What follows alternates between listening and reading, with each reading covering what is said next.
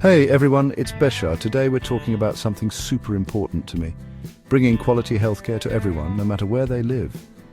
Specifically, we're diving deep into the world of physical therapy in rural villages. Are you asking about how to provide physical therapy services in villages, especially for people with disabilities and prosthetic needs? If so, there are several challenges and opportunities to consider.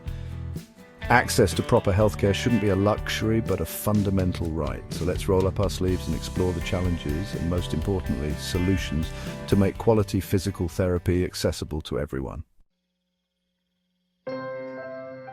One of the biggest hurdles we face is the lack of qualified physical therapists in rural areas. Think about it. Big cities and towns, they attract the best talent because, let's face it, opportunity lives there. That often leaves villages underserved. And it's not just about having any therapist, it's about having specialists. People with disabilities, those who need prosthetics, they require very specific care, right?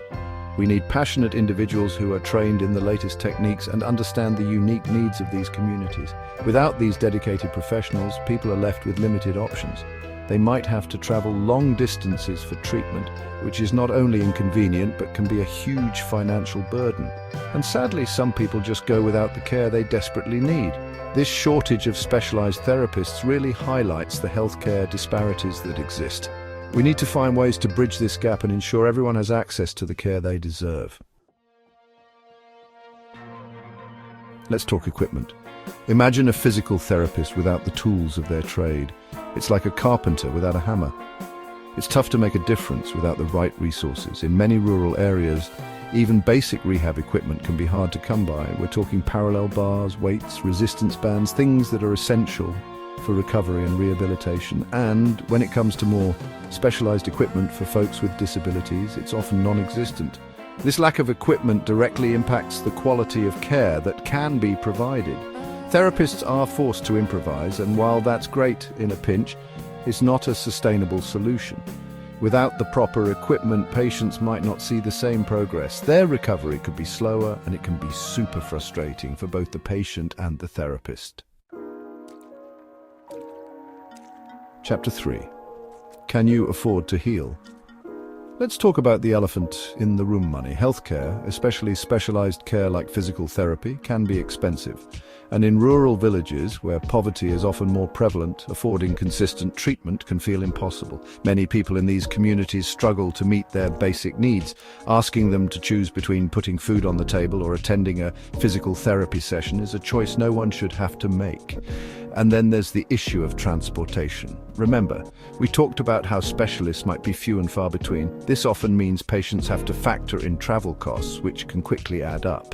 Financial barriers are a major roadblock to accessing physical therapy. We need to find sustainable solutions that make this type of care affordable and accessible for everyone.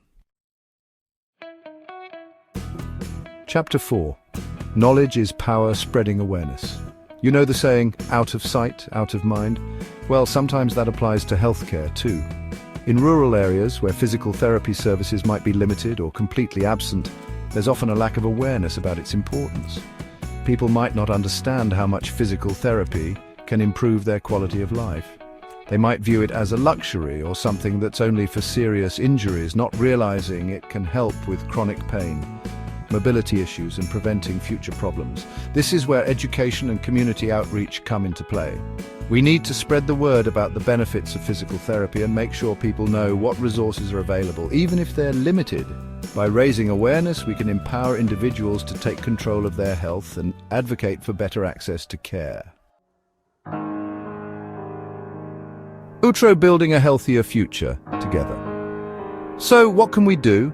How do we tackle these challenges and bring quality physical therapy to rural villages? It's not about finding a magic bullet, but about creating sustainable solutions. Would you like to start a project like this in Egypt, maybe through your charity?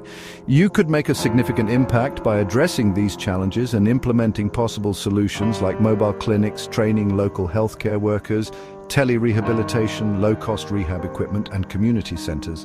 Imagine mobile clinics bringing care directly to remote areas, equipped with essential tools and staffed by passionate professionals. Picture local healthcare workers trained in basic physical therapy techniques, providing on-the-ground support. Think about the power of tele-rehabilitation, connecting patients with specialists virtually.